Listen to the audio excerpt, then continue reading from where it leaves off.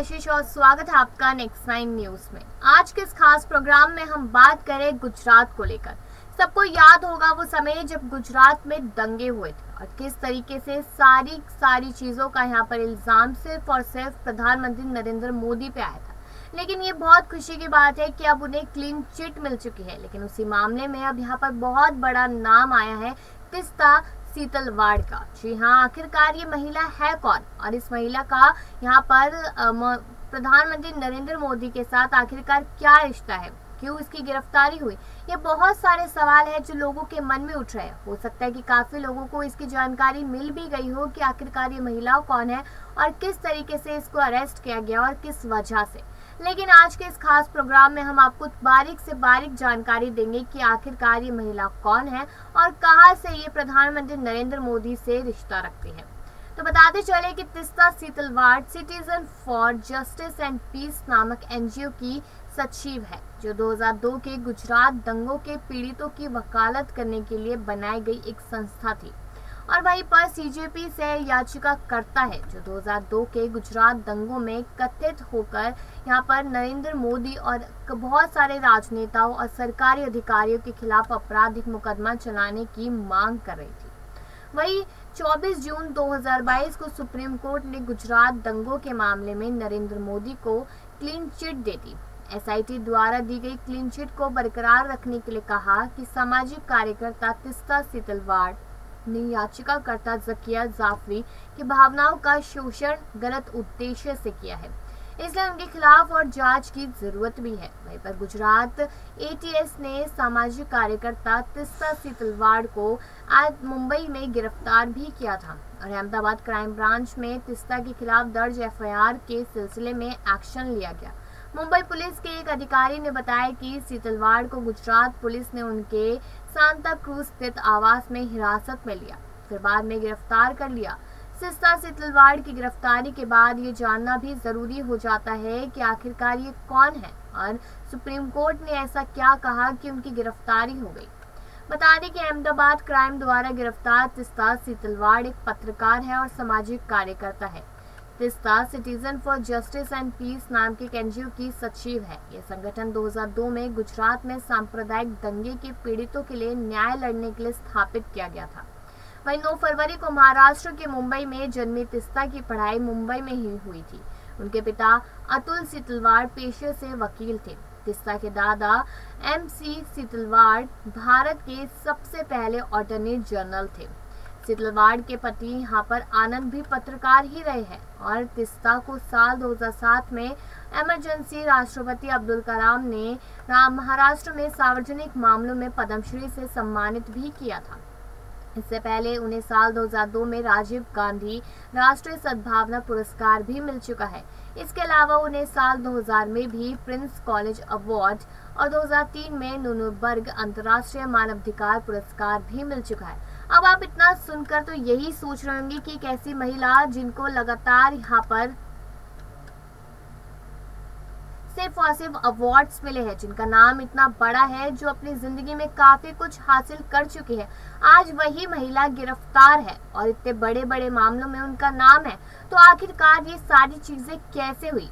तो बताते चले आपको कि यहाँ पर जिस तरीके से गुजरात दंगों को लेकर कोर्ट में डाली गई याचिका में सीजेपी एक सह याचिका करता है, जो नरेंद्र मोदी और 62 अन्य सरकारी अधिकारियों के 2002 के गुजरात दंगों में उनकी सहभागिता के लिए आपराधिक मुकदमे की मांग कर चुकी है। वह भाजपा कहती है कि तीस्ता सीतलवाड़ का संगठन नरेंद्र मोदी को बदनाम करने के लिए कांग्रेस द्वारा स्थापित या संचालित किया जा रहा है।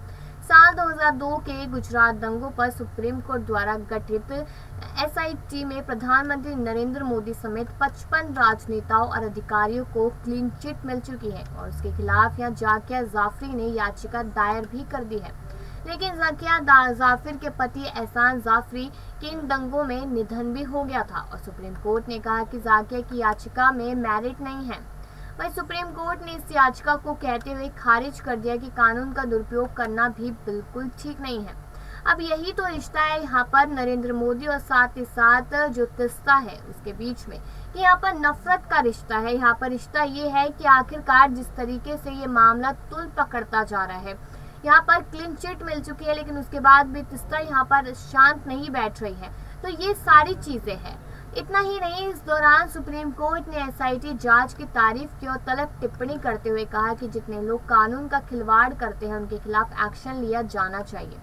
सुप्रीम कोर्ट ने तिस्ता सीतलवाड़ का नाम भी लिया और कहा कि सीतलवाड़ के खिलाफ और भी जांच की जरूरत है। कोर्ट ने यह भी कहा था कि मामले को पिटीशन सीतलवाड़ के जाकिया जाफरी की भावनाओं के साथ खिलवाड़ किया। कोर्ट ने तिस्ता की भूमिका की जांच की बात भी कही थी। अब लोगों के मन में और भी बहुत सारे सवाल थे कि आखिरकार ये जो खास प्रोग्राम है ये तिस्ता के बारे में क्यों, क्योंकि ये जानना बेहद जरूरी है कि आखिरकार 2002 का दंगा क्या था, किस तरीके से शुरुआत हुई, कौन कौन उसमें इंक्लूड था और आज के टाइम पे वो मामला एक बार फिर से क्यों उठा है। बता दें आपको कि गुजरात के गोधरा स्टेशन पर 27 फरवरी 2002 को साबरमती एक्सप्रेस ट्रेन के S6 डिब्बे में आग लगा दी गई थी। आग की इस घटना में 59 लोगों का निधन हो गया था और गौर करने वाली बात तो ये थी कि मारे गए सभी लोग कार सेवक थे जो अयोध्या से लौट रहे थे। बस फिर क्या था, गोधरा कांड के बाद पूरा गुजरात जल उठा। आंकड़ों के मुताबिक इन दंगों में 1044 लोगों का निधन हुआ। उस वक्त नरेंद्र मोदी गुजरात के मुख्यमंत्री हुआ करते थे और गोधरा कांड के अगले दिन यानी 28 फरवरी को अहमदाबाद की गुलबर्ग हाउसिंग सोसाइटी में बेकाबू भीड़ ने यहां पर 69 लोगों का हत्या कर दी। मरने वालों में कांग्रेस के पूर्व सांसद एहसान जाफरी भी थे जो इसी सोसाइटी में रहते थे। इन दंगों में राज्य में हालात इतने बिगाड़ दिए थे कि तीसरे दिन सेना उतारनी पड़ी थी। और हमेशा आपने सुना होगा कि गुजरात के दंगे से हमेशा ये नारा सुना होगा कि किस तरीके से प्रधानमंत्री नरेंद्र मोदी पर हमेशा उन्हीं चीजों को लेकर घेरा जाता है। लेकिन अब जहां उन्हें क्लीन चिट मिल चुकी है तो उम्मीदें ये की जा रही है कि शायद अब उन पर फिर से वो इल्जाम नहीं लगेंगे। बता दें आपको, यहाँ पर तिस्ता सीतलवाड़ को गुजरात एसआईटी की टीम ने हिरासत में ले लिया था तो उन्हें मुंबई के सांता क्रूज पुलिस में स्टेशन लेकर गए और वहाँ पर काफी पूछताछ उनसे की गई क्योंकि यहाँ पर काफी लोगों ने अपनी जान गंवा दी थी। अगर आप बताएं आपको कि अमित शाह यहाँ कहते क्या नजर आए, तो अमित शाह ने यहाँ पर आरोप लगाया था कि सीतलवाड़ ने अपने एनजीओ की मदद से गुजरात दंगों के बारे में आधारहीन जानकारी दी थी। इस लेख में हम साथ ही साथ बहुत सारी बातें यहाँ पर अमित शाह भी कहते नजर आए थे क्योंकि उस समय पर कहीं ना कहीं अमित शाह का नाम भी इन सारी चीजों में आता हुआ नजर आया था। और आज के टाइम पे तो सभी लोग जानते हैं कि हाँ, अमित शाह को सिर्फ और सिर्फ चाणक्य नीति के राजा कहा जाता है, उन्हें चाणक्य के नाम से बुलाया जाता है। तो इन्हीं सारी चीजों को लेकर एक एक बात यहाँ पर सामने आई। लेकिन जब इतनी सारी बातें हो जाए और उसमें कांग्रेस की बात ना आए तो ऐसा तो हो ही नहीं सकता। तो कांग्रेस का भी बता देते हैं कि कांग्रेस और उसके अध्यक्ष सोनिया गांधी 2002 की गुजरात दंगों को लेकर तत्कालीन मुख्यमंत्री नरेंद्र मोदी के खिलाफ सीतलवाड़ के अभियान के पीछे प्रेरक शक्ति थी। सीतलवाड़ को गुजरात आतंकवाद विरोधी दस्ते द्वारा मुंबई से हिरासत में लिए जाने और अहमदाबाद शहर की अपराध शाखा में उनके खिलाफ दर्ज एफआईआर के सिलसिले में अहमदाबाद ले जाने के बाद भाजपा ने सीतलवाड़ पर सीधा और तीखा हमला बोला था। और वहाँ पे संबित पात्रा ने भी सम्मेलन किया और काफी कुछ वो कहते नजर आए थे। काफी कुछ उन्होंने कहा था कि आखिरकार ये मामला इतना ज्यादा क्यों बढ़ रहा है। जब ये मामला सबने देखा था कि 2002 में गोधरा में किस तरीके से दंगे हुए, तब कोई खास उतर के नहीं आया, तब यहाँ पर कोई खास जांच पड़ताल नहीं की गई। सारा यहाँ पर जो भी चीज थी उसका पूरा इल्जाम प्रधानमंत्री नरेंद्र मोदी के सर पर फोड़ दिया गया था। लेकिन जब आज उन्हें क्लीन चिट मिली है इन सारी चीजों से, तब यहाँ पर बिल्कुल नहीं सोचा जा रहा है कि प्रधानमंत्री नरेंद्र मोदी तब भी ठीक थे और आज भी ठीक है। जो फंसता है, जो गलत होता है, उसका एक ना एक दिन जरूर अंत होता है। और वही कहीं ना कहीं अब जिस तरीके से तिस्ता का नाम यहाँ पर लगातार सामने आ रहा है तो यही तस्वीरें आ रही है कि तिस्ता उस समय पर एक आपराधिक महिला थी जिनको आज गिरफ्तार किया गया है।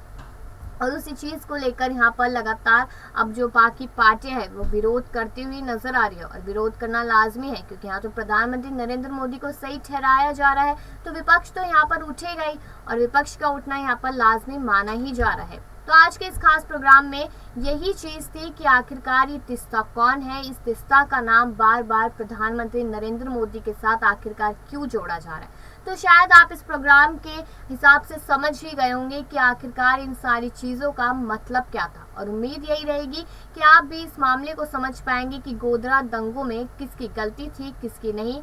आज के इस खास प्रोग्राम में बस इतना ही, और बाकी खबरों के लिए देखते रहिए नेक्स्ट 9 न्यूज़। मिलते हैं फिर इसी समय पर। नमस्कार।